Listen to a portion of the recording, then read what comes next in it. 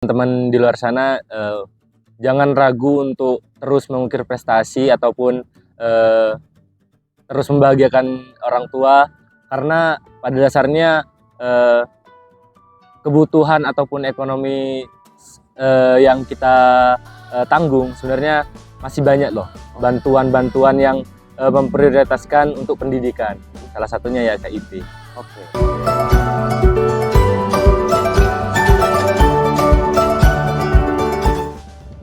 Oke, halo teman-teman rantau. Gimana nih kehidupan kalian di tanah rantau? Masih bertahan? Apakah hampir menyerah? Atau mau menyerah? Atau sudah menyerah? Ya apapun keadaannya, harus tetap harus tetap tetap bertahan. Oke, kali ini udah ada nih bintang tamu kita. Silakan perkenalan dulu, Mas. Halo teman-teman, perkenalkan nama saya Marta Nugraha Pancaputra.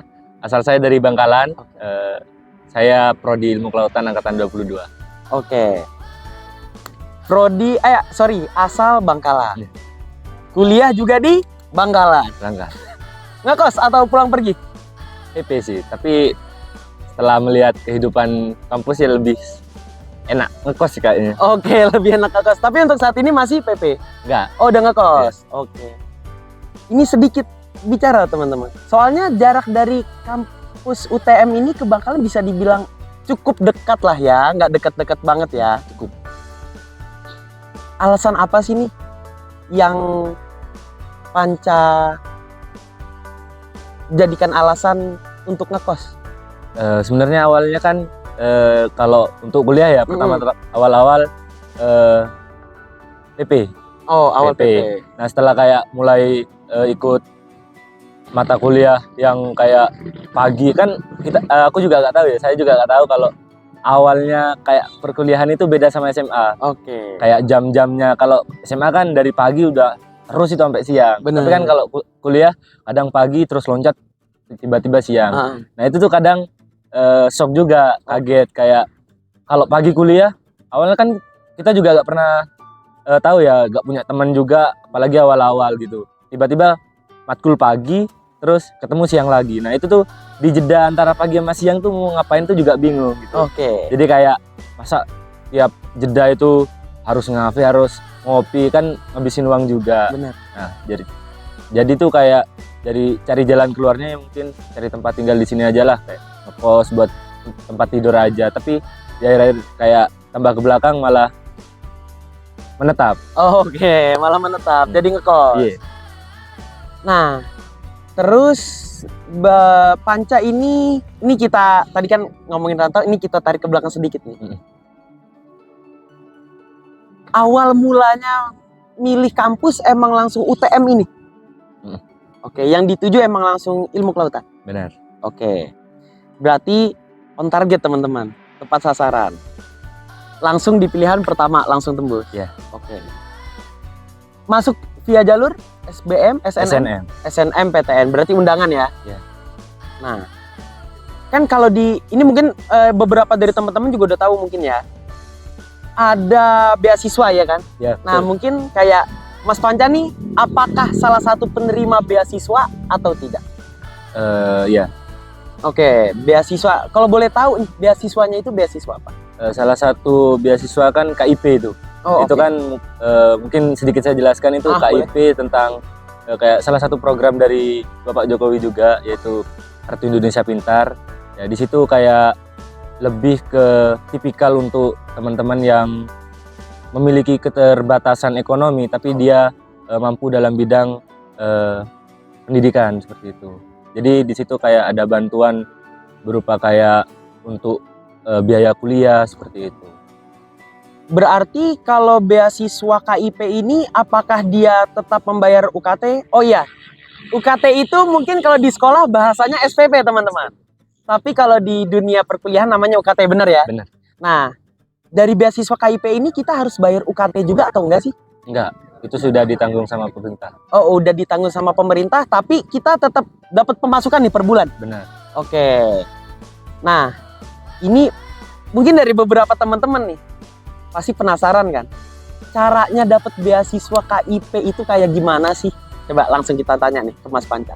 berarti awal mula gini. Awal mula, benar. Jadi kan sebenarnya saya juga nggak tahu adanya KIP atau bantuan dari pemerintah yang untuk biaya perkuliahan itu juga nggak tahu. Jadi itu pernah dengar juga dari angkatan sebelumnya, tingkat saya tapi di prodi lain, kayak dia menerima salah satu penerima KIP juga. Dan dia juga masih tahu tuh caranya dapetin ini, KIP itu seperti apa.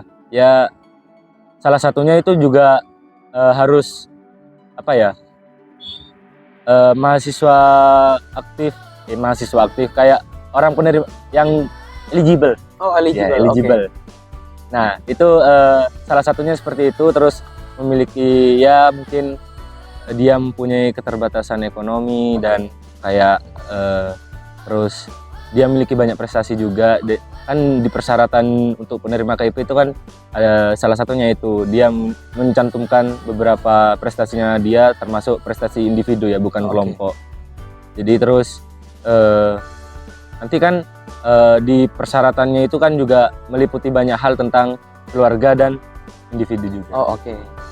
Nah, ini mungkin kalau udah ngomongin beasiswa atau ngomongin cuan nih teman-teman, ini nih hal yang nggak ada habisnya, bener ya Mas Panji? Benar.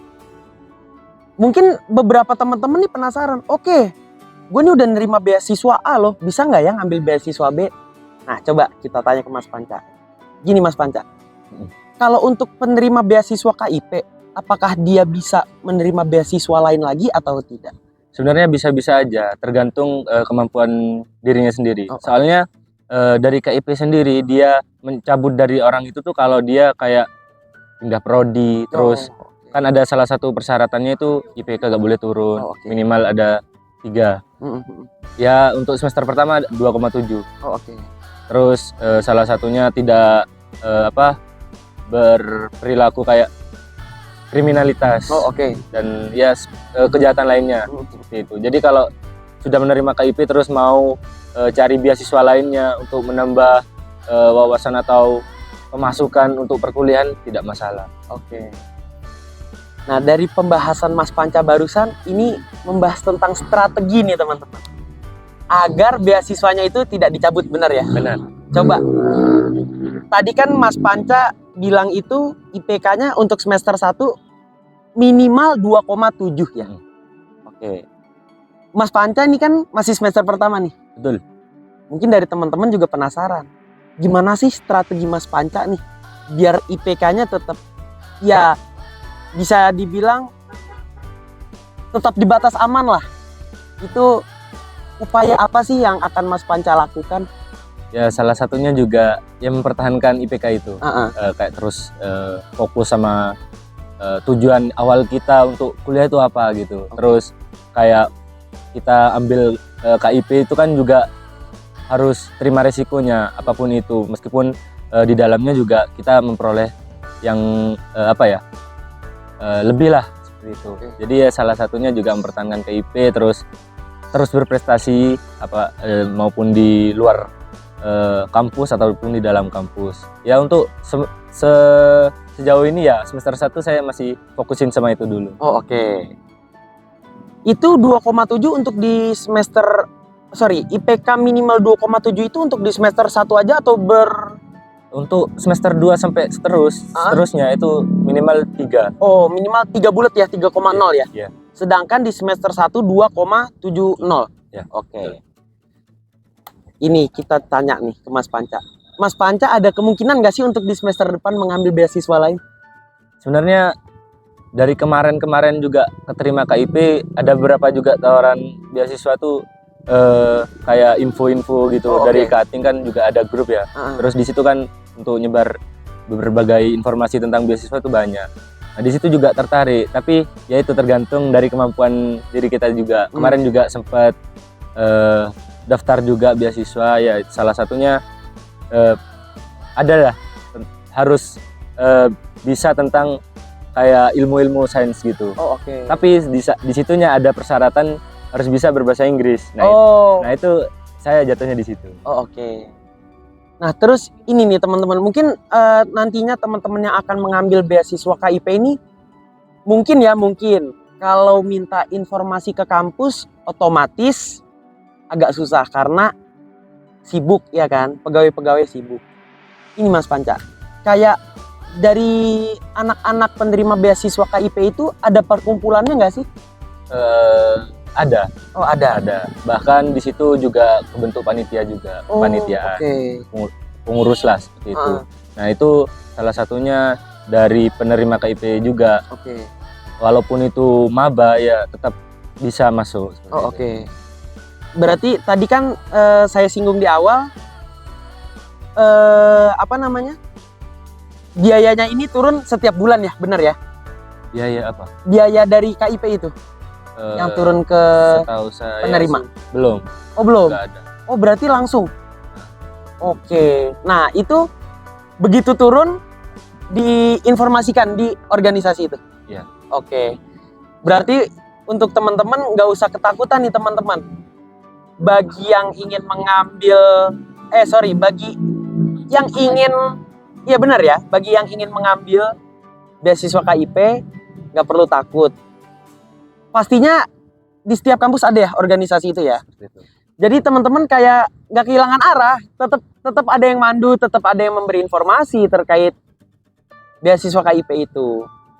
Terus berbicara tentang beasiswa KIP nih, itu bisa dibilang ini agak privacy ya. Soalnya kan banyak dari beberapa teman-teman yang pengen kayak di posisi kita, ada yang pengen kuliah, tapi yang seperti Mas Panca bilang di awal tadi, keterbatasan dalam ekonomi. Betul. Menurut Mas Panca yang menempuh studi di UTM, jumlah dari beasiswa KIP cukup nggak untuk Mas Panca pribadi ya? Sebenarnya kan balik lagi ya, kan di sini juga masih deket sama rumah. Oh oke. Untuk biaya perkuliahan juga nggak terlalu banyak.